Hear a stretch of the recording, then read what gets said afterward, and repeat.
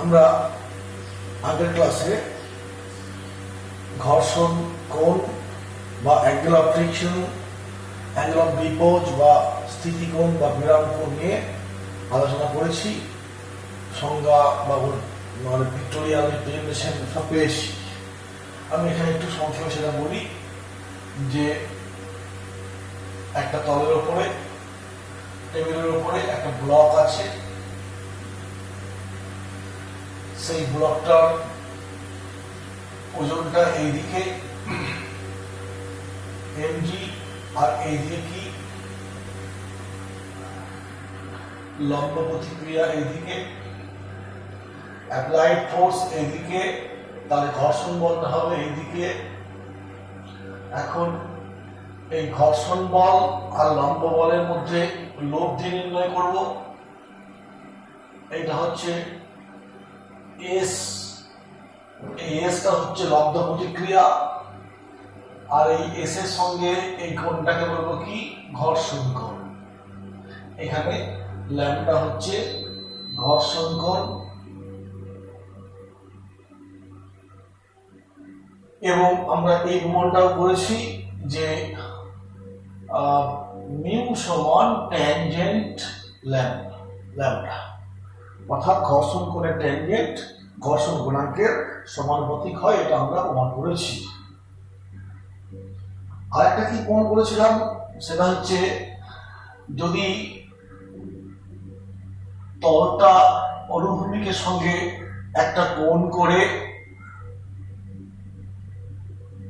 থাকে, অর্থাৎ আনত তল ইনক্লাইন প্লেন, এই তলের উপরে একটা বস্তু আছে, সেই বস্তুটার ভর যদি m হয় তাহলে ওজনটা খাড়া নিম্ন দিকে কাজ করবে, W সমান mg। এই বিন্দু দিয়ে এই তলটার অভিলম্ব টানলাম, এই অভিলম্ব ছবি থেকে বলা যায় এই কোণ আর এই কোণ সমান। এখন এই ওজনটার যদি উপাংশ নেই, এই বরাবর উপাংশ আর একটা এই বরাবর উপাংশ, দুটো লম্ব উপাংশে ভাগ করছি। এই ভেক্টরটাকে বল ভেক্টর, এই বরাবর একটা উপাংশ ভাগ করছি, তাহলে এটা হবে mg cos থিটা আর এটা হবে mg sin থিটা। অতএব ওজনের একটা উপাংশ দেখো তলের উপর লম্ব হয়ে পড়ছে, সেটা হচ্ছে এইটা, আর তার জন্য তল করবে কি উল্টো দিকে একটা প্রতিক্রিয়া বল দেবে, লব্ধ প্রতিক্রিয়া। অতএব এই লম্ব প্রতিক্রিয়া এবং mg cos থিটা পরস্পর সমানুপাতিক হবে। আর এই উপাংশটা করবে কি ওজনের এই উপাংশটা ওকে তল বরাবর নিয়ে আসতে সাহায্য করবে এবং থিটার মান আমি বাড়াবো, সাইন থিটা বাড়বে, অর্থাৎ এই গুণফলটার মান বাড়বে।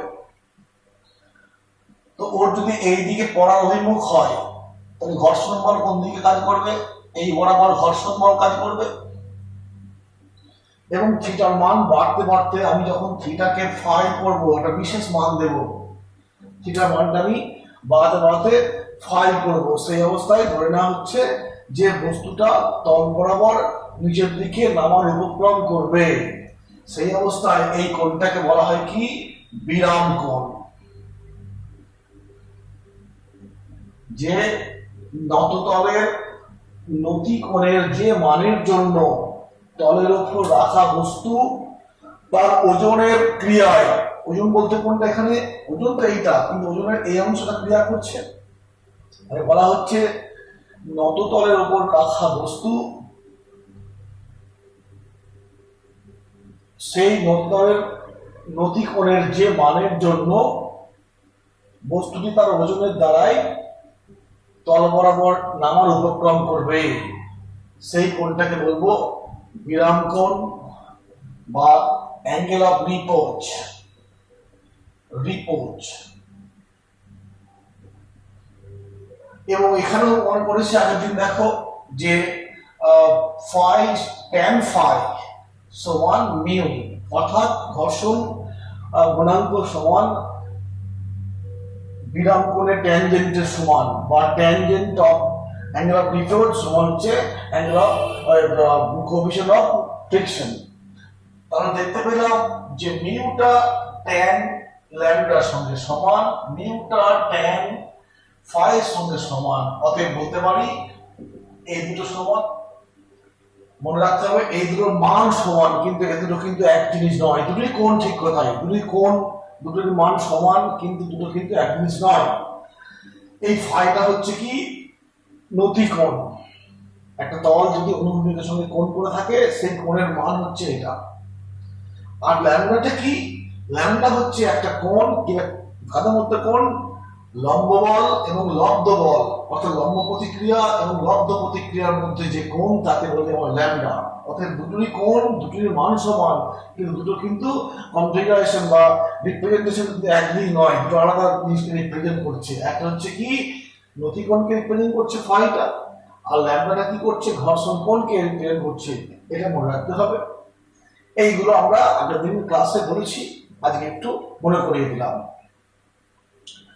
এখন তোমার মনে রাখবে যে এই কোণগুলো কি নির্ণয় করা সম্ভব, প্র্যাকটিক্যালি কিভাবে নির্ণয় করব।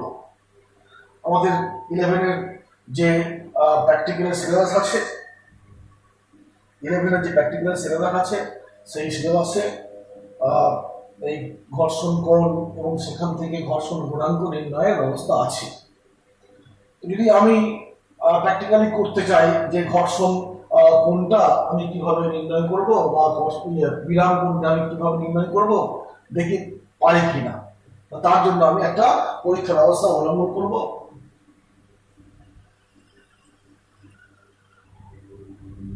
ঘর্ষণ কোণ বা বিরাম কোণ যদি প্র্যাকটিক্যালি নির্ণয় করা যায় তা আমরা এরকম ভাবে দেখতে পারি। ভালো, এই অবস্থায় এই তলটা মানে বইয়ের তলটা তোমার দেখো অনুভূমিক অবস্থায় আছে।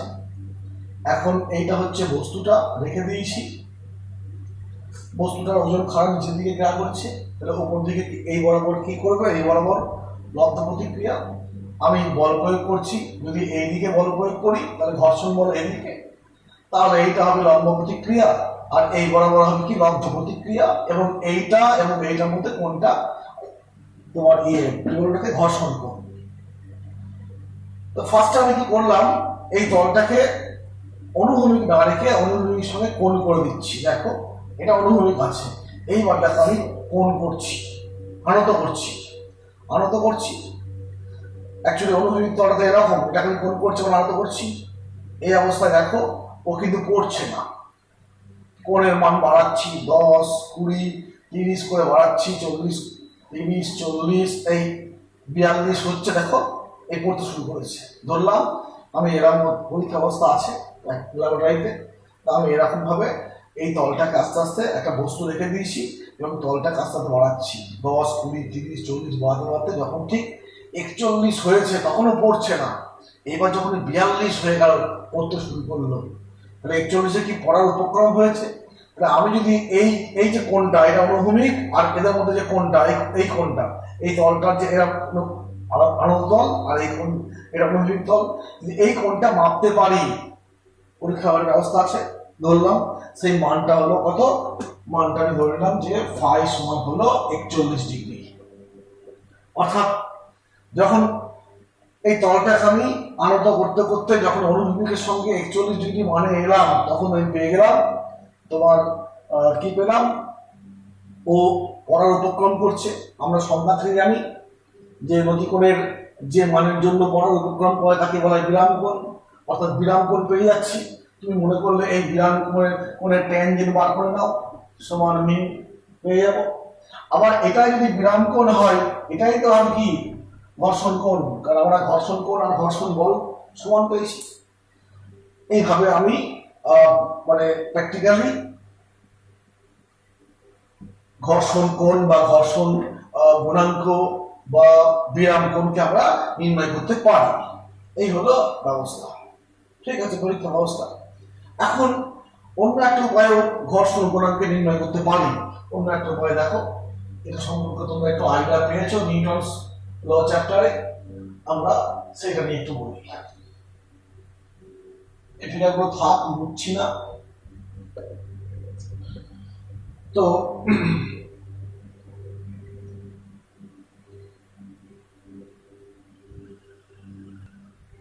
এইবার দেখো আমি অন্য একটা উপায়ে ঘর্ষণ গুণাঙ্ক নির্ণয় করছি। ধরো এই একটা টেবিলের উপরে একটা বস্তু রাখা আছে, বস্তুটা হচ্ছে এটা, সেই বস্তুটার ভর হচ্ছে m, তাহলে ওজনটা কত হবে? W সমান mg, প্রতিক্রিয়া এদিকে আসবে r, অতএব r সমান mg, আমি জানি লম্ব প্রতিক্রিয়া ওজনের সমান। এখন কি করা হলো, এইখানে একটা কপিকল লাগিয়ে দেওয়া হয়েছে, খালি করতে হবে, হবে না।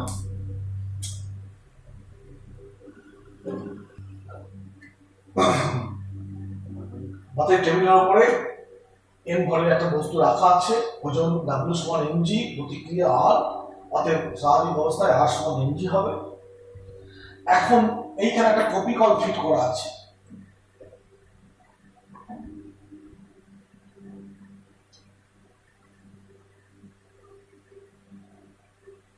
কপিকল ফিট করা আছে, সেই কপিকল থেকে দড়ি দিয়ে একটা বস্তুকে ঝুলিয়ে দেওয়া হয়েছে।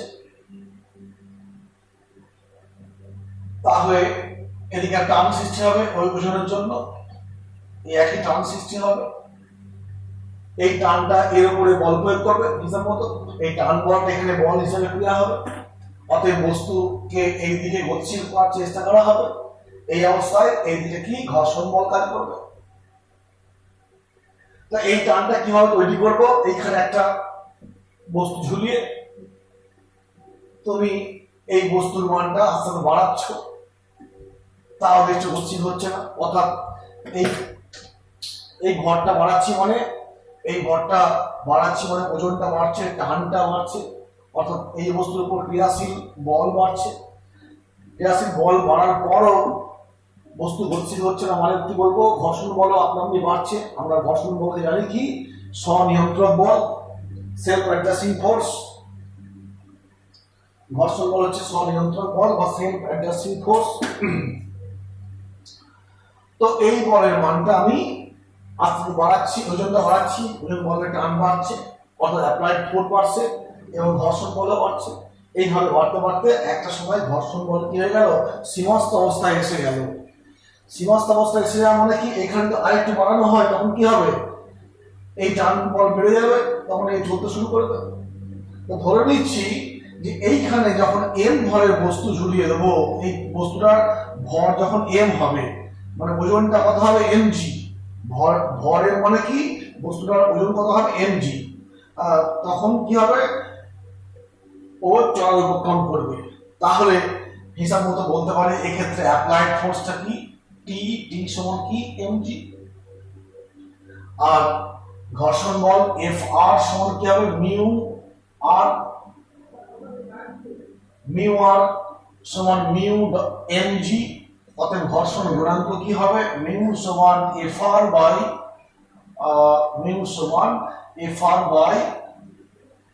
r, এটা ঘর্ষণ বল। কেন না, এই বলের মানটা বাড়াচ্ছি, টানটা বাড়তে বাড়তে এমন একটা অবস্থা এলো যে ঘর্ষণ বলের সমান হবে, সমস্ত ঘর্ষণ বলের সমান হয়ে গেছে। এখন যদি এর পরও যদি বাড়ায়, তখন টি এর মান বাড়বে, ঘর্ষণ বল আটকাতে পারবে না।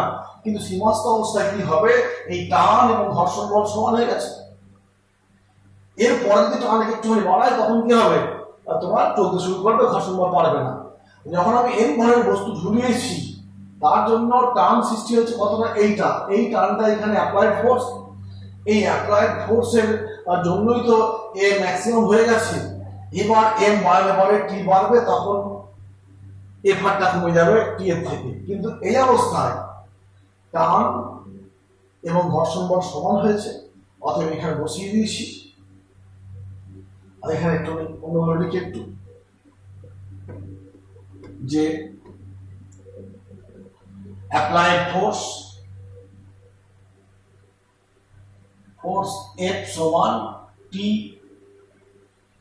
সমান, এটা হলো অতএব সীমাস্থ অবস্থায়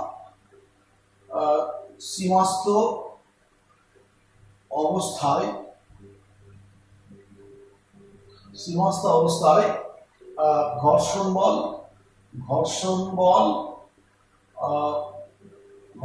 বল সমান সীমাস্থ অবস্থায় ঘর্ষণ বল আর কি তোমার প্রযুক্ত বল সমান হয় অ্যাপ্লাইড ফোর্স মানে প্রযুক্ত বল। অতএব ঘর্ষণ বলটাকে বললাম Fr সমান T। অতএব Fr সমান কি বলবো, T মানে কি mg। এই টিটা সৃষ্টি হয়েছে mg থেকে, এখানে দেখো T সমান তো mg, যেহেতু স্থির অবস্থায় আছে এ গতিশীল হতো, যদি এ গতিশীল হতো বা একে গতিশীল করলে এ গতিশীল হবে। আমি কিন্তু গতিশীল হওয়ার কথা বলিনি, আমি গতিশীল হওয়ার উপক্রম করার কথা বলছি। যখন উপক্রম করে তখন তো এগুলো সমান হয়, টি সমান mg। অতএব এই হলো, এখন আর সমান তো পেয়েছি কত, আর হচ্ছে mg। অতএব মিউ সমান Fr বাই r। ঘর্ষণ গুণাঙ্ক, সীমাস্থ ঘর্ষণ বল এবং লম্ব প্রতিক্রিয়ার অনুপাত। অতএব Frটা কত, Frটা হচ্ছে mg আর এটা কত m বাই g। অর্থাৎ মিউ সমান কত m বাই n।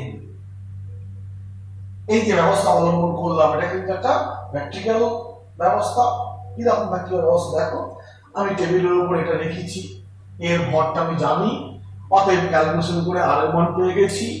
এই কপি কল সিস্টেম করেছি দড়ির সাহায্যে। এইখানে বস্তু ঝুলানোর ব্যবস্থা আছে এবং বস্তুর পরিমাণ বাড়ানোর ব্যবস্থা আছে। এমন ব্যবস্থা করা আছে যে এখানে আমি 100 গ্রাম 200 গ্রাম 50 গ্রাম করে বাড়াতে পারি বস্তু ভরটাকে। তো আমি এই ভরের মান বাড়াচ্ছি, অর্থাৎ টান বাড়ছে ওজন বাড়ছে। এখানে ভর বাড়াচ্ছে মানে কি, টান বাড়ছে মানে ওজন বাড়ছে। টান বাড়লো মানে এখানে অ্যাপ্লাইড ফোর্স বাড়ছে, ফোর্স বাড়ছে কিন্তু গতিশীল হচ্ছে না মানে ঘর্ষণ বল বাড়ছে। এবং একটা অবস্থা এলো যে এম ভরের বস্তু চাপিয়েছি, এই অবস্থায় বস্তুটা গতিশীল হওয়ার উপক্রম করেছে মানে কি ঘর্ষণ বল আর অ্যাপ্লাইড ফোর্স সমান হয়ে গেছে। এবং সেই অবস্থায় তোমার কি হবে, মানে এর পরে যদি এম এর মান একটু বাড়ায় তখন ঘর্ষণ বল আর বাড়বে না, অ্যাপ্লাইড ফোর্স বেড়ে যাবে, বস্তু চলতে শুরু করবে। অতএব আমি এমটা সীমাস্থ অবস্থা পর্যন্ত এম কিন্তু স্থির থাকবে, এম স্থির মানে এও স্থির। অতএব স্থির অবস্থায় গতির সমীকরণ, এখানে কোনো ত্বরণ নেই, অতএব ঊর্ধ্বমুখী বল আর নিম্নমুখী বল সমান। একটা জিনিস পেয়ে গেছি, এই দিয়ে এইসব পেয়েছি। এখন যদি এই এমটা হয় আমি বলছি 20 গ্রাম আর এই এমটা যদি হয় 100 গ্রাম, তাহলে মিউ সমান কত হবে 1/5। 1/5 মানে 0.2। অর্থাৎ এরভাবে পাবো, এইভাবে আমি মনে করলেই তোমার এর মান জানি আর এর মানটা আমি আস্তে বাড়াচ্ছি। তো বাড়াতে একটা সময় আমি 2 গ্রাম 10 গ্রাম 5 গ্রাম করতে করতে 20 গ্রামে পৌঁছালাম, তখন তেমন সিচুয়েশন তৈরি হলো। অতএব এখানে এই সমীকরণে মানটা বসিয়ে দিচ্ছি, ঘর্ষণ গুণাঙ্কের মান পেয়ে যাবো। এই হলো প্র্যাকটিক্যাল ব্যবস্থা। এবং প্র্যাকটিক্যাল শুধু নয়, নিউমেরিক্যাল করতে গিয়ে তোমার এগুলো লাগবে, যখন তুমি অঙ্ক করতে যাবে এগুলো তোমার কাজে লাগবে। এখন তোমার এখানে মনে আসতে পারে যে অ্যাকচুয়াল ঘর্ষণ গুণাঙ্কের সংজ্ঞা হচ্ছে এইটা, যে ঘর্ষণ বল এবং লম্ব প্রতিক্রিয়া বল এই দুটো বলের অনুপাত হচ্ছে এইটা। আমি অঙ্ক করতে গিয়ে দেখো মিউ সমান পেলাম m বাই m। এখানে mটা কি ভর, এই mটা কি ভর। তার মানে এই ভেবো না যে ঘর্ষণ গুণাঙ্ক দুটো ভরের অনুপাত, দুটো ভরের অনুপাত নয়, দুটো ওজনের অনুপাত। এখানে দেখো এই জি বাই জি টা কেটে গেছে, এই জি আর জিটা কেটে গেছে বলে লাগছে। আমরা একটু বলে রাখি, আমরা বস্তুর বল বা ফোর্সের একক দু রকমের হয়। একটা হচ্ছে পরম একক আর একটা হচ্ছে কি অভিকর্ষীয় একক। পরম একক কোনগুলো, নিউটন ডাইন, এগুলো হচ্ছে সব কি বলের পরম একক। আর যেখানে অভিকর্ষীয় প্রভাব আছে সেইখানে যে বল, সেই বলগুলোকে বলবো কি অভিকর্ষীয় বল। যেমন আমরা বলি, দেখবে একটা একক আছে 10 গ্রাম ওয়েট, একটু ওটা বলি দেখো সংক্ষেপে, যে পরম একক পরম একক কার বলের, 1 নম্বর পরম একক কারা, ডাইন, নিউটন, এগুলো হচ্ছে পরম একক। আর 2 নম্বরে অভিকর্ষীয় একক, কর্ষীয় একক হচ্ছে কি, অভিকর্ষীয় একক হচ্ছে কি গ্রাম ওয়েট, বাংলায় বলা হয় গ্রাম ভার, গ্রাম ভার। আর আছে কেজি ওয়েট বা কেজি ভার, কেজি ভার, কেজি ভার। অনেক সময় কেজি এফ বলা হয়, কেজি এফ এরকম বলা হয়। সেটা বাদ দাও, এখানে এফ বলতে অভিকর্ষ ধরনটা বোঝাচ্ছে, এটা শুনে লাভ নাই, ছেড়ে দাও, বিতর্ক বাড়িয়ে লাভ নেই। তো এইখানে কিন্তু এরকম বলা হবে 10 কেজিএফ, কেজি ওয়েট বা কেজি ভার। সেটা কি হবে অ্যাকচুয়ালি, 10 ইন্টু জি, জি মানে কত 9.8, এরকম আছে 10 ইন্টু জি নিউটন মানে কত 10 ইন্টু 9.8 নিউটন মানে 98 নিউটন। অর্থাৎ অভিকর্ষীয় একক থেকে পরম একক পাওয়ার উপায় কি, জি দিয়ে গুণ করে দাও। অভিকর্ষীয় একক থেকে পরম একক পাওয়ার উপায় কি, জি দিয়ে গুণ করে দাও। তাহলে দেখো আমি যে কথাটা বলতে চাইলাম সেই কথাটা হচ্ছে, এটা এম, এটা এম, দুই ভর। আমি বললাম যে ঘর্ষণ গুণাঙ্ক, ঘর্ষণ গুণাঙ্ক হচ্ছে তোমার দুটো ভরের অনুপাত, ঘর্ষণ বল এবং লম্ব প্রতিক্রিয়া বলের অনুপাত। কিন্তু আমি আলটিমেট লাস্টে পেয়ে যাচ্ছে কি দুটো ভরের অনুপাত। এখানে ভর বলবো না, এগুলো কি বলবো, কেজি ভার, যে 10 কেজি ভার। এইখানে আমি 10 কেজি ভারের বস্তু রেখেছি আর এখানে 3 কেজি ভারের বস্তু রেখেছি। এইভাবে আমরা বিচার করব, মানে তোমার মনে আসবে, দেখবে তোমায় বললো প্র্যাকটিক্যালি তুমি বলো তো 1 নিউটন বল বলতে কিরকম বল। 1 নিউটন বল তুমি অনেক দেখো আলোচনা করেছো, নিউটন, ডাইন, কত কি পড়েছো, অঙ্কভঙ্গ করেছো, কিন্তু তোমায় যে বলে তুমি 1 নিউটন বলের একটা কনসেপ্ট দাও, মানে কতখানি বল। খুব সহজ কথা, কিন্তু কিভাবে তুমি করবে কি, হাত থাকবে, হাতে একটা 100 গ্রামের বাটখারা রাখবে। 100 গ্রামের বাটখারা রাখলে তুমি হাতে একটা বল অনুভব করবে, সেই বলটা হচ্ছে 1 নিউটন। কি করে দেখো, যেটা বলছি সংক্ষেপে, যে আমি হাতে কি করলাম 100 গ্রামের বাটখারা রাখলাম। 100 গ্রাম মানে কি 100/1000 কেজি, মানে হচ্ছে 0.1 কেজি। এখন আমি 0.1 কেজি ভরের একটা বাটখারা রেখেছি, তার ওজনটা কত, ডাব্লিউ সমান কি এম ইন্টু জি, এম কত 0.1, জি কত 9.8। আমি 9.8টাকে না লিখে আমি 10 লিখে দিলাম, প্রায় সমান তো, সমান নিউটন হয়ে গেল, মানে কত 1 নিউটন হলো। অতএব অনেক সময় বলকে ভর দিয়ে প্রকাশ করা হয়, যে তোমার 1 কেজি বল কি 100 গ্রাম বল, এরম বল। তো 100 গ্রাম বল মানে কি 1 নিউটন পেলাম। দেখো 100 গ্রাম থেকে প্রাপ্ত বল, 100 গ্রাম বল মানে কি 100 গ্রাম থেকে প্রাপ্ত বল। তো খুব সহজ কথা, দেখো এম সমান 100 গ্রাম, ওটা আমি এসআই পদ্ধতি করেছি। আর ওজন মানে কি এম ইন্টু জি, অতএব 0.1, জি এর মান 9.8 হয়। আমি সংক্ষেপে তোমাকে মানে বোঝানোর জন্য বলছি, ওটাকে 10 করে দাও, 9.8 না বলে 10 করে দাও। 10 ইন্টু 0.1 মানে 1 নিউটন। অর্থাৎ 1 নিউটন বলটা অ্যাকচুয়ালি কতখানি মানের বল, এই কনসেপ্টটা দেখো ক্লিয়ার। তোমার যদি এখানে 5 কেজি একটা বাটখারা দেওয়া হয়, তাহলে কতখানি হবে 50 নিউটন হবে। এই সরি ভুল বললাম, 100 গ্রামের জন্য আমি পাচ্ছি 1 নিউটন। তোমার যদি এখানে 5 কেজি একটা ভরের বস্তু রাখা হয়েছে, সেই 5 কেজি ভরের বস্তু কতখানি, কত নিউটন বল সৃষ্টি করবে। 5 কেজি ভরের বস্তু 5 ইন্টু জি এর মান 10, মানে 50 নিউটন বল সৃষ্টি করবে। এইরকম ব্যাপারটা আসছে, ঠিক আছে, এরকম কেসটা আসছে। অর্থাৎ আমি মনে করলেই প্র্যাকটিক্যালি বিয়ের মান বার করতে পারবো। এই একদিন গেল, এই দিনটা গেল, এবার আসবো নতুন জিনিস, নতুন নয়,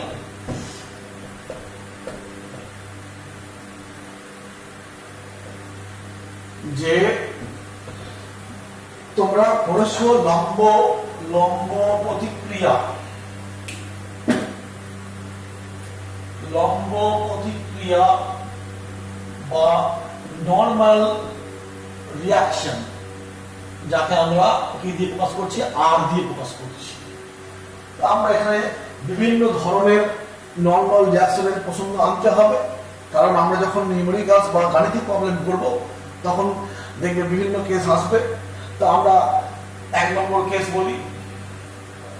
এটা অলরেডি যে তলটা হচ্ছে তোমার কি বলবো, অনুভূমিক সারফেস, একটা হচ্ছে অনুভূমিক সারফেস আছে, অনুভূমিক তল বা হরিজন্টাল সারফেস, অর্থাৎ বর্ষতলটা কেমন, অনুভূমিক তল। তো সেখানে ছবিটা আমি আঁকছি, দেখো ছবিটা ঠিক এরকম হয়, একটু আগে বললাম তোমরা, এদিকে ওজন mg আর এইদিকে কি r, লম্ব বলটা এইদিকে, অর্থাৎ r হলো, এটা হচ্ছে নর্মাল রিয়াকশন।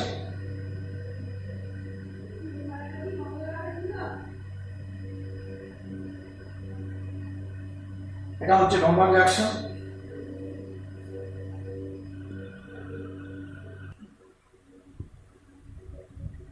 অর্থাৎ যখন অনুভূমিক সমতল স্পর্শতলটা যখন অনুভূমিক তল, তখন W সমান mg ওজন, আর এদিকে হবে কি লম্ব প্রতিক্রিয়া, এবং r সমান mg হবে। 2 নম্বর কেস, তলটা হচ্ছে তল হচ্ছে নততল, নততল বা ইনক্লাইন প্লেন। সেক্ষেত্রে লম্ব প্রতিক্রিয়ার ফিগারটা নিশ্চয়ই মনে আছে, এই হলো, এই দিকটা হচ্ছে mg, এইটা হচ্ছে লম্ব প্রতিক্রিয়া এইটা, আর এই দিকে আছে mg cos থিটা, এই কোণটা থিটা এবং এই কোণটা থিটা। এই দিকে দেখো তোমার mg sin থিটা, এবং এখানে লম্ব প্রতিক্রিয়ার মানটা কত, mg cos থিটা। অর্থাৎ দেখো তল পার হয়ে যাচ্ছে, থিটার মান যখন 0, থিটার মান 0 হলে কি তল হয়, অনুভূমিক তল। থিটার মান 0 করলে cos 0 1, r সমান mg, r সমান mg, ঠিক আছে। অর্থাৎ থিটার মানের উপর নির্ভর করে এখানে তোমার লম্ব প্রতিক্রিয়া হচ্ছে। 3 নম্বর কেস, যদি তোমার তলটা হচ্ছে দেওয়ালের মতো, অর্থাৎ বিষয়টা এরকম, 1 মিনিট, যদি তলটা হচ্ছে তোমার এই ওয়াল টাইপের হয়, দেওয়াল মানে উলম্ব তল, সেক্ষেত্রে ব্যাপারটা এরকম, এটা হচ্ছে উলম্ব তল। তুমি করবে কি, এরকম একটা বইকে তুমি এই দেওয়ালে এরকম এরকম ধরেছো। এক্ষেত্রে দেখো স্পর্শতলটা হচ্ছে উলম্ব, তো এরকম হবে একটা বস্তু এই স্পর্শতলে ধরা আছে। এই অবস্থায় এদিকে আমি বল প্রয়োগ করতে হয়, এফ মানে অ্যাপ্লাইড ফোর্স প্রয়োগ করতে হয়। এই বলটা কি বল, এদিকে এটা হচ্ছে অ্যাকশন, ক্রিয়া বল। আর এই দেওয়াল করবে কি, তার উল্টো দিকে কি করবে, রিয়াকশন দেবে। এখানে তাহলে দেখো রিয়াকশনটা ঠিক এরকম, এখানে আর হচ্ছে লম্ব বল, এবং আর সমান কি, অ্যাকশন সমান রিয়াকশন। এফটা হচ্ছে অ্যাপ্লাইড ফোর্স, এফ হচ্ছে অ্যাপ্লাইড ফোর্স।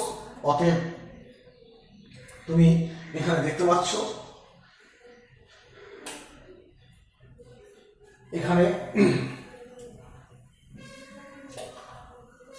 উলম্ব তলের ক্ষেত্রে দেখতে পেলাম যে আমি তো এরকম তো একটা বই বা কোনো বস্তুকে দেওয়ালে রাখলে থাকবে না, চিত্র থাকবে না, ধরে রাখতে হবে, একটা বল প্রয়োগ করতে হবে।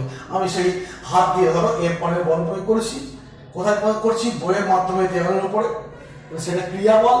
আর দেওয়াল উল্টো দিকে যে বল প্রয়োগ করেছে প্রতিক্রিয়া বল, অতএব এখানে আটটা প্রতিক্রিয়া বল, আর ক্রিয়া প্রতিক্রিয়া সমান মানে লম্ব প্রতিক্রিয়া সমান এফ। এখন এই বস্তুটার ওজন কোন দিকে কাজ করবে? নিচের দিকে, mg।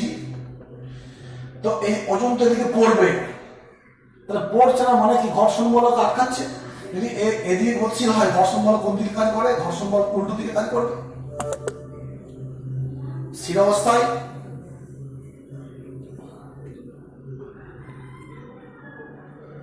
স্থির অবস্থায় তোমার এরকম আছে। এখন বলতে পারি যে এই ওজন বলটাকে আটকাচ্ছে কে? ঘর্ষণ বল। তাহলে এফ আরটা কি? সীমাস্থ ঘর্ষণ স্থির অবস্থায়, সীমাস্থ ঘর্ষণ বল। সীমাস্থ অবস্থায় বলতে পারি এফ আর সমান mg। আবার এফ সমান কি? এফ সমান মিউ, এফ সমান হচ্ছে মিউ আর তো mg। অতএব তুমি মনে করলে এখান থেকে মিউ এর মানটা পেয়ে যাবে। মিউ সমান তোমার কি হবে? এখানে মিউ এফ সমান mg, এর একটা সমীকরণ পাচ্ছি। সীমাস্থ অবস্থা যখন পড়ছে না, গতিশীল হয়ে যাচ্ছে মানে কি তখন আর ঘর্ষণ বল আটকাতে পারছে না। যখন স্থির অবস্থায় আছে এই অবস্থায় ঘর্ষণ বল, সীমাস্থ ঘর্ষণ বলটা ওজনের সমান। আর এখানে দেখো এফ আর সমান পেয়েছি, ঘর্ষণ বল সমান কি মিউ আর তো, অতএব মিউ এফ ইত্যাদি পেলাম। এইখানে সীমাস্থ অবস্থায় কি লিখতে পারি? সীমাস্থ অবস্থায় যদি এফ আরটা সীমাস্থ ঘর্ষণ বলা হয় এফ আর সমান মিউ আর মানে মিউ mg। এখানে সীমাস্থ অবস্থায় কি হয়? সীমাস্থ অবস্থায় কেসটা হচ্ছে যখন সীমাস্থ কথা ভাববো তখন লিখবো কি না এই দিকের mg সাইন থিটা ক্রিয়াশীল বল নিম্নমুখী সমান কি ঘর্ষণ বলতে এইদিকে ঘর্ষণ বল, আর mg সাইন থিটা সমান মিউ আর তো mg সাইন থিটা সমান মিউ mg cos থিটা। এই হলো সীমাস্থ কন্ডিশনের কেস। এখানে সীমাস্থ কেস হচ্ছে এইটা, এখানে সীমাস্থ কেস হচ্ছে এই কেসটা।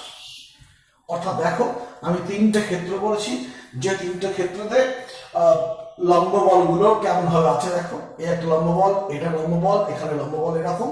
এই হলো বিভিন্ন সিচুয়েশনে লম্ব বলগুলো কিভাবে কাজ করছে।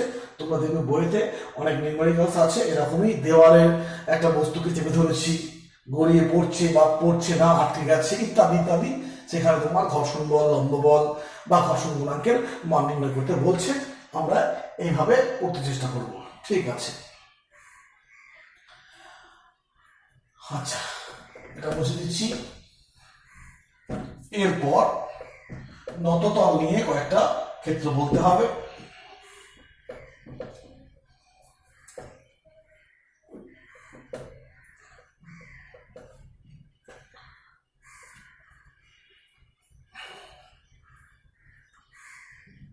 একটা বলি সেটা হচ্ছে ঘর্ষণ শঙ্কু। ঘর্ষণ শঙ্কু এটা কোনো প্র্যাকটিক্যাল কিছু নেই, মানে এর বাস্তবে নেই, জাস্ট মানে ঘর্ষণ বল, তারপরে লম্ব বল, তারপরে অ্যাপ্লাইড ফোর্স, লব্ধ প্রতিক্রিয়া, এইগুলো কিভাবে দিক পাল্টাচ্ছে সেটার আইডিয়াটা এই ঘর্ষণ শঙ্কু থেকে, সেই আইডিয়া থেকে ঘর্ষণ শঙ্কু কনসেপ্টটা আসে। কিরকম দেখো বলি যে টেবিলের ওপরে একটা বস্তু রাখা আছে, এদিকে ডাব্লু আর এদিকে লম্ব বল, অ্যাপ্লাইড ফোর্স এইদিকে, তাহলে ঘর্ষণ বল ধরে নিচ্ছি এইটা হচ্ছে ঘর্ষণ বল।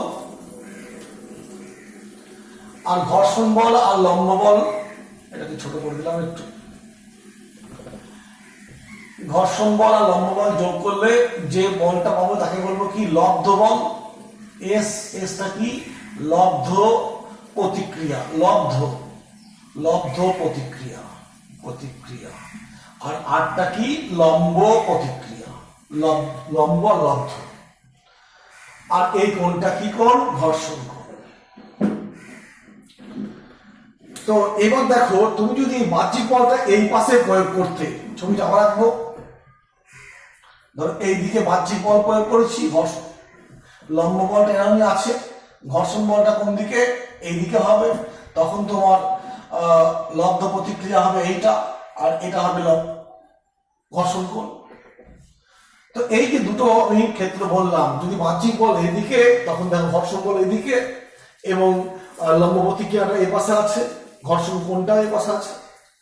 যদি বলটা আমি এই পাশে প্রয়োগ করি অ্যাপ্লাইড ফোর্সটা, তখন দেখো ঘর্ষণ বলটা উল্টো দিকে হয়ে গেল, লব্ধ বলটা লব্ধ প্রতিক্রিয়াটা ওদিকে হয়ে গেল, ঘর্ষণ কোণটা ওইদিকে। কোন জিনিসটা স্থির আছে, একই আছে, কোন জিনিসটা, সেটা হচ্ছে কি লম্ব বলটা, লম্ব প্রতিক্রিয়াটা কিন্তু এক জায়গাতেই আছে। অর্থাৎ আমি যখন এই পাশ থেকে বল প্রয়োগ করছি, মানে এই দিকে বল প্রয়োগ করছি, এস এফ ল্যামডা এ পাশে আছে, যখন এই দিকে বল প্রয়োগ করছি তখন এরা সব এই দিকে আছে। যদি আমি বলটা এই দিকে প্রয়োগ করি তখন এসটা কোন দিকে হবে, এরকম থাকবে। যদি আমি তোমার এই পাশে বল প্রয়োগ করি তখন এসটা এরকম থাকবে। অর্থাৎ দেখো প্রযুক্ত বলের অভিমুখ পাল্টাচ্ছি, লম্ব প্রতিক্রিয়া স্থির থাকছে, একই অভিমুখ থাকছে, কিন্তু লব্ধ প্রতিক্রিয়াটার অভিমুখ পাল্টে পাল্টে যাচ্ছে। যেদিকে তোমার বাহ্যিক বল তার উল্টো দিকে লম্ব প্রতিক্রিয়া এবং ঘর্ষণ কোণ, এদিকে বল তার এই পাশে আসছে। তুমি যদি এইদিকে বল প্রয়োগ করি, এরম টানি, তাহলে হিসাব মতো এসটা কোন দিকে হবে, বোর্ডের ওই পাশে হবে। যদি বোর্ডের দিকে আমি টানি তাহলে এসটা কোন দিকে হবে, এরম আসবে। অর্থাৎ দেখো যে আমি যদি বিভিন্ন দিকের কথা ভাবি, তাহলে এই ছবিটা আমি দেখাচ্ছি যে এইরকম একটা দেখো শেপ চলে আসছে, এই যে একটা শঙ্কু আকারের শেপ পেলাম, এই শঙ্কুটাকে বলবো কি ঘর্ষণ শঙ্কু। এই শেপটা কখন আসবে না, তুমি বাহ্যিক বল বা এফ এর বিভিন্ন দিকে কথা ভাববে।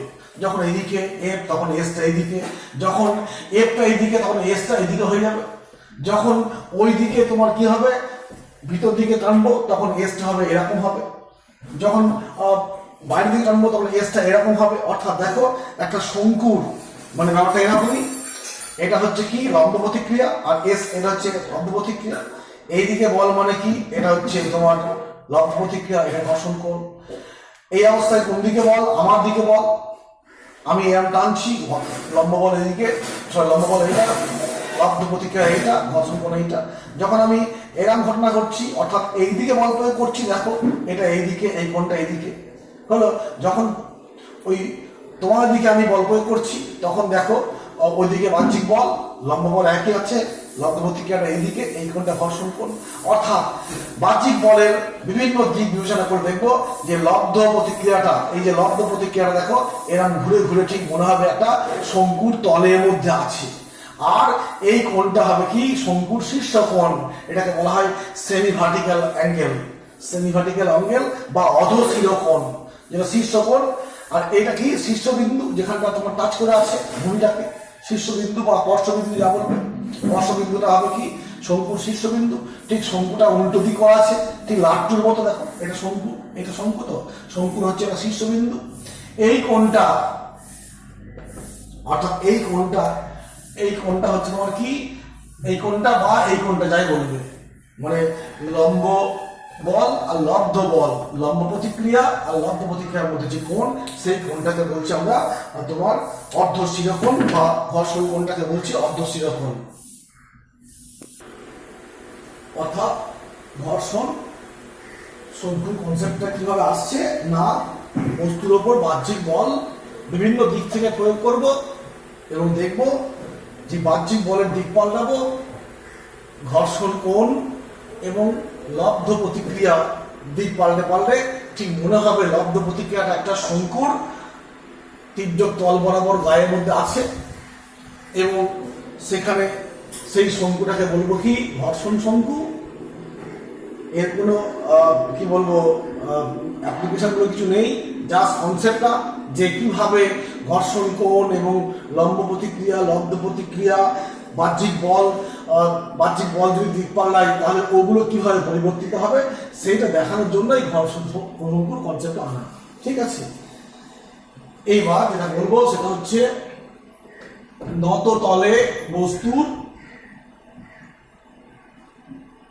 সাম্যাবস্থা নিয়ে আলোচনা করতে হবে।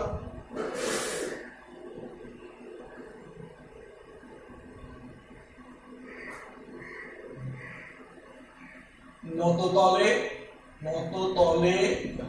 রাখা বস্তুর গতি বা সাম্য বা গতি, বস্তুর সাম্য বা গতি। ছবিটা আঁকছি ফার্স্ট আবার। এটা হচ্ছে অনুভূমিক তল, এটা হচ্ছে নততল, এটা বস্তুটা, এটা নতিকোণটা, তো এটা হচ্ছে লম্ব বল,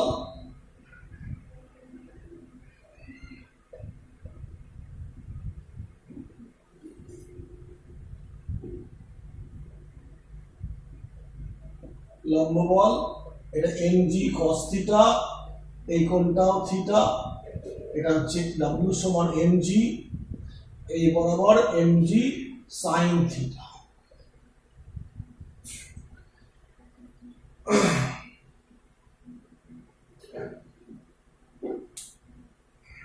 এই অবস্থায় আছে ঘর্ষণ ওজন বলের এই উপাংশটা বস্তুকে এইদিকে গতিশীল করার চেষ্টা করছে।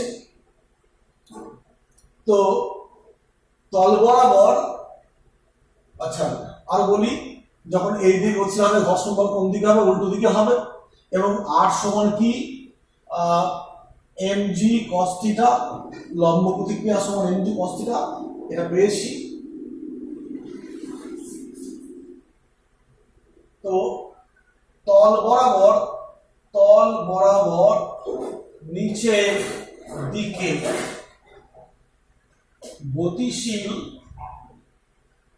হওয়ার শর্ত কি?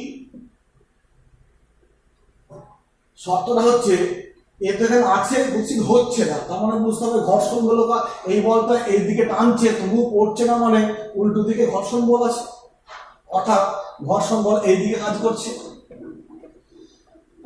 যদি এই বলের মানটা ঘর্ষণ বলের মানের থেকে বেশি হয়ে যায়, আচ্ছা বলে দিই ঘর্ষণ বলটা সীমাস্থ মানটা কি হবে? Fr সমান মিউ আর, মানে মিউ mg cos থিটা।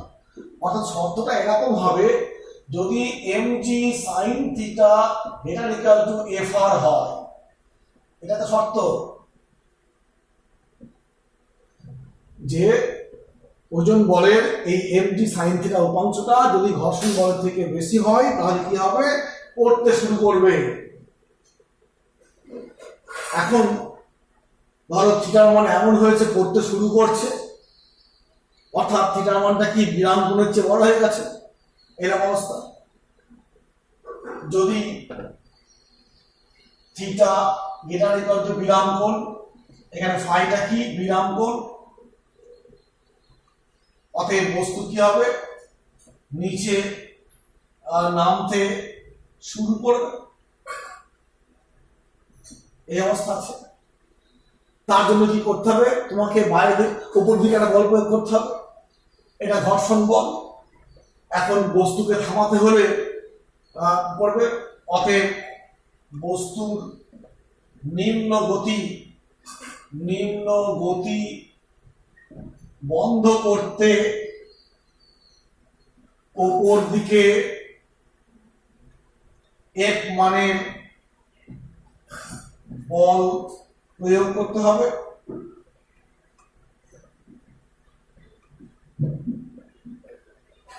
এই কন্ডিশন হলে পরে তো পড়তে শুরু করবে।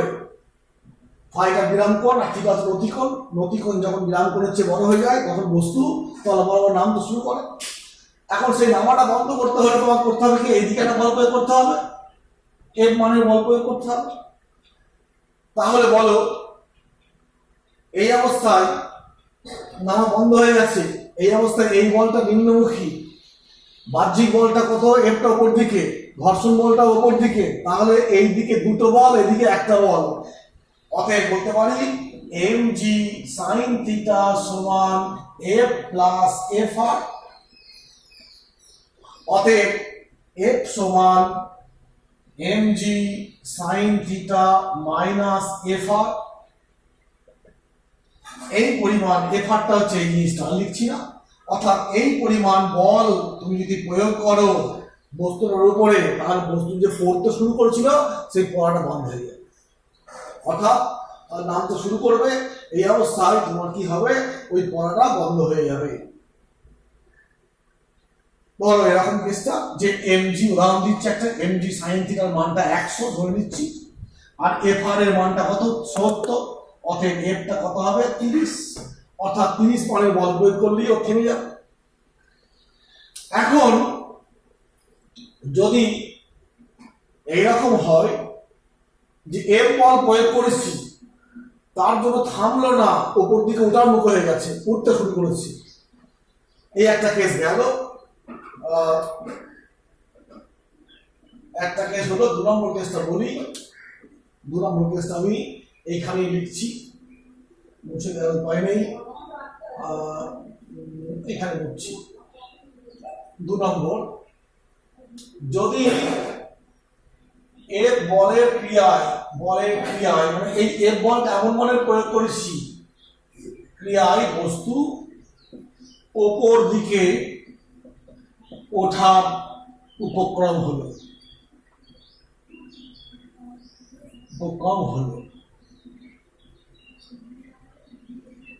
এই অবস্থায় ঘর্ষণ বল কোন দিকে, অতএব এফ আর নিম্নমুখে, নিচের দিকে ক্রিয়া করবে, নিচের দিকে ক্রিয়া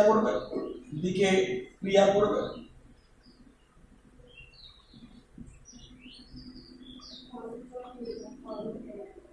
কারণ এফ বলের প্রয়োগে উপর দিকে উঠার উপক্রম হচ্ছে, মানে কি বস্তু গতি উল্টো দিকে ঘর্ষণ বল কাজ করে, অতএব এই দিকে উঠার উপক্রম করছে, মানে ঘর্ষণ বল এই দিকে। এই অবস্থায় নিম্নমুখী মোট বলটা কত, এমজি সাইন থিটা নিম্নমুখী আছে, এফ আরটা নিম্নমুখী আছে, আর উপর দিকে আছে কি এফ বল, অর্থাৎ এফ সমান কি পাচ্ছি, mg sine theta plus F R. সে আগের মতোই, যদি এমজি সাইন থিটাকে 100 ধরছি, এফ আরটাকে ধরলাম 70, তাহলে এফটা কত হবে 170। দেখো একই বস্তু, একই কোণ, সবকিছু একই আছে, যখন ও নিচের দিকে পড়ার উপক্রম হলো, সেই পড়াটাকে থামাতে হলে কতখানি বল প্রয়োগ করতে হবে, 30 মানের বল প্রয়োগ করতে হবে। যদি এফ মানের বলটা আমি প্রয়োগ করেছি, ওর ঊর্ধ্ব গতিটাকে থেমে যাচ্ছে, তুমি এফ মানের এমন বল প্রয়োগ করেছো না, ওপর দিকে ওঠার উপক্রম হচ্ছে, অতএব সেক্ষেত্রে দেখো এমজি সাইন থিটা এফ এর মানটা 170। যদি বস্তুর উপরে 170 থেকে বেশি বল প্রয়োগ করা হয়, তাহলে কি হবে, ওপর দিকে উঠতে শুরু করবে, 170 ব্যালেন্স করে নিয়েছে, উঠবে না, ওটার উপক্রম হয়ে যাচ্ছে। 170 থেকে বেশি বল প্রয়োগ করলে বস্তুটা তল বলভাবে উপর দিকে উঠবে। এইখানে কি পেলাম, যদি 30 বল প্রয়োগ করা হয়, তাহলে নামাটা আটকে যাবে, অর্থাৎ 30 এর চেয়ে কম বল প্রয়োগ করলে কি হবে, বস্তু নিচের দিকে নামতে শুরু করবে। তাহলে এই দুটোকে আমি একত্রে কি বলতে পারি, এই দুটোকে আমি একত্রে বলতে পারছি যে এইভাবে বলতে যাচ্ছি, এটা রাখছে এটা নিচের ক্ষেত্রে। অতএব উদাহরণ দিয়ে বলছি, এফ যখন 30 এর থেকে কম, বস্তু কি হবে, বস্তু নিচে নামতে শুরু করবে, কারণ 30 হলে পরেই ওর নিম্ন গতিটাকে থামিয়ে দিচ্ছে, তাহলে এফ এর মান 30 এর থেকে কম হলে পরে থামাতে পারবে না, পড়তে শুরু করবে। আর এফ এর মান যখন 170 থেকে বেশি হবে, এফ এর মান 170 হলে পরে তার ঊর্ধ্ব গতিটা আটকে যাচ্ছে, অতএব 170 থেকে বেশি কি বস্তু ওপরে উঠতে শুরু করবে। অতএব তোমাকে যদি বলে যে বলের এই ফোর্সের একটা রেঞ্জ বলো, যে মানের বল এই বস্তুটাতে প্রয়োগ করলে পারে ওর কোনো দিকে গতি হবে না, নিচেও নামবে না, উপরেও নামবে না। কি কথাটা কি বললাম, ক্লিয়ার হয়েছে? যে বস্তুর উপরে বল প্রয়োগের একটা লিমিট বলো, সীমা বলো, যে মানগুলো বস্তুর উপর প্রয়োগ করলে পারে সে তলের ওপর বসে থাকবে, নামবেও না, উঠবেও না। তো আমরা দেখলাম যে বস্তুর উপর 30-এর চেয়ে কম বল প্রয়োগ করলে নিচে নামবে, আর 170 চেয়ে বেশি বল প্রয়োগ করলে উপর দিকে উঠবে। অতএব এফ এর মান 30 থেকে 170 মধ্যে হলে কি হবে? বস্তু উপর দিকে উঠবে না, আবার নিচেও নামবে না। 30 থেকে 170, দেখো এইখানে বলটা ছিল 170 আর এইখানে বলটা কত? 30, বিয়োগ বলটা কত? 140। 140 মানে কি 2 গুণিত 70, 2 গুণিত 70 মানে কি এফআর। তো এ দেখো এফআরটাকে আমি 70 বলেছি দু ক্ষেত্রেই, বলো। তো এমনি অবস্থায় কি হবে যে আমি কি বলবো কথা, যে কখন কি মানের বল প্রয়োগ করলে নত তলের ওপর রাখা বস্তু ওপর দিকে উঠবে না, আবার নিচের দিকেও পড়বে না। অবশ্যই মনে রাখতে হবে, এখানে তোমার কথা বলা হয়েছে কি থিটার মানটা বিরামপুরের থেকে বেশি, সে পড়তেও পারতো বা এমন বল প্রয়োগ করলে ওপর দিকে উঠতেও পারতো। ঠিক আছে, তো আমি আবার বলছি বিষয়টা দেখো, এই বলটা এর মানের বলটা প্রয়োগ করে বস্তুটার কি করছি? নিম্ন গতিকে থামাচ্ছি। তো আমি ধরে নিয়েছি এই মানটা 100, এই মানটা 70, তাহলে এর বলের মানটা 30, অর্থাৎ 30 মানের বল প্রয়োগ করলে ওর নামাটা বন্ধ হয়ে যাবে। 30-এর চেয়ে কম বল প্রয়োগ করলে কি হবে? নামতে শুরু করবে। তাই বলেছি দেখো এফ এর মান 30-এর থেকে কম হলে নামতে শুরু করবে। আবার এইখানে দেখো এই ওঠার সময় ওঠাটা থামাতে গেলে দেখো এই সূত্রটা এসছে, এবং এখান থেকে দেখতে পাচ্ছি এফ এর মান 170, অর্থাৎ এফ এর মান 170 প্রয়োগ করলে ও উঠার উপক্রম করবে, উঠতে পারবে না কিন্তু। আর এফ এর মান যদি 170 থেকে বেশি হয় তাহলে উঠতে শুরু করবে। অর্থাৎ বস্তুর উপর 30-এর থেকে কম বল প্রয়োগ করলে নামবে, 170 থেকে বেশি বল প্রয়োগ করলে উঠবে। অর্থাৎ 31, 30, 31, 32 করতে করতে 170 পর্যন্ত এই রেঞ্জের যে কোনো বল প্রয়োগ করো, বস্তুর কোনো গতি হবে না। বস্তুর গতি কখন হবে? আবার 170 পরে ওপর দিকে উঠবে। এখন এই যে এই অবস্থায় ফোর্স এইটা, আর এই অবস্থায় ফোর্স এইটা, এফ এর মানটা এই দুটো বিয়োগ করলে পাচ্ছি কত? 140। 170 থেকে 30 বিয়োগ করতে 40, আর 140 মানে 2 গুণিত 70। এখানে 70 নাকি এফআর, অর্থাৎ রেঞ্জটা কি হচ্ছে বলতে কি 2 ইন্টু ঘর্ষণ বল। তুমি মনে করলে এই যে সূত্রটা পেলাম 2 ইন্টু, এটা তুমি পেয়ে যাবে। দেখো আমি আবার বলছি সেটা এইভাবে, এই একটা ক্ষেত্র পেয়েছি তোমার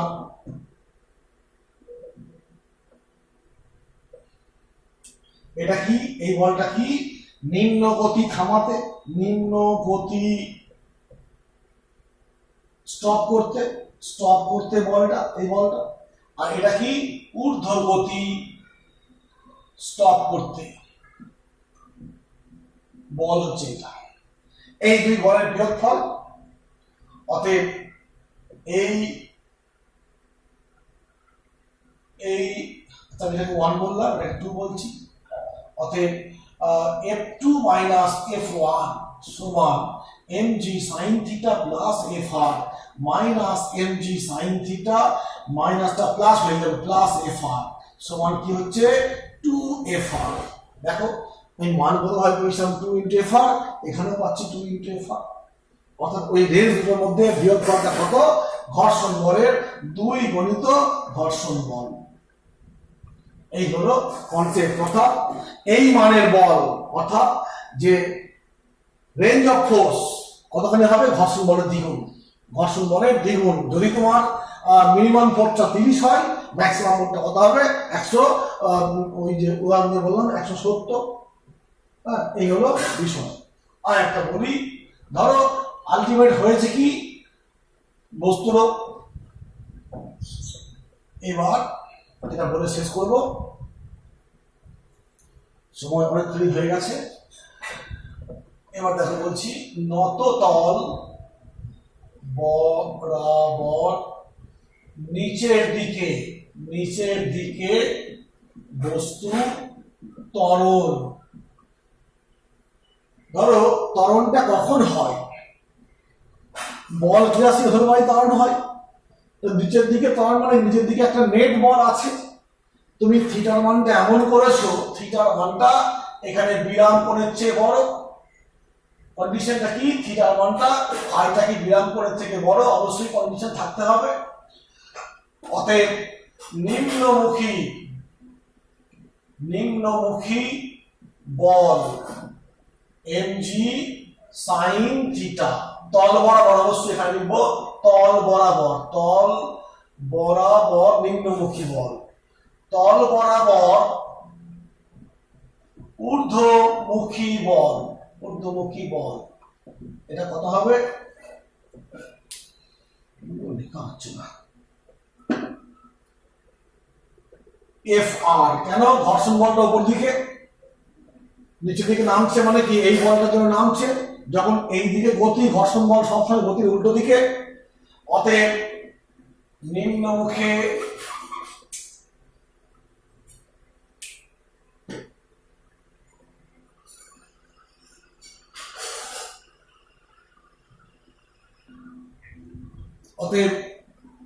নিম্নমুখী নেট বল, নিম্নমুখী নেট ফোর্স সমান তোমার mg sin theta minus fr সমান, এটাকে নেট ফোর্সটাকে আমি f দিয়ে প্রকাশ করলাম, অতএব f হলো f সমান mg sin থিটা মাইনাস, এইখানে দেখো fr মানে কি মিউ mg, মিউ fr মানে মিউ আর আর মানে mg cos থিটা, অতএব মিউ mg cos থিটা, এইখান থেকে পেলাম এটা।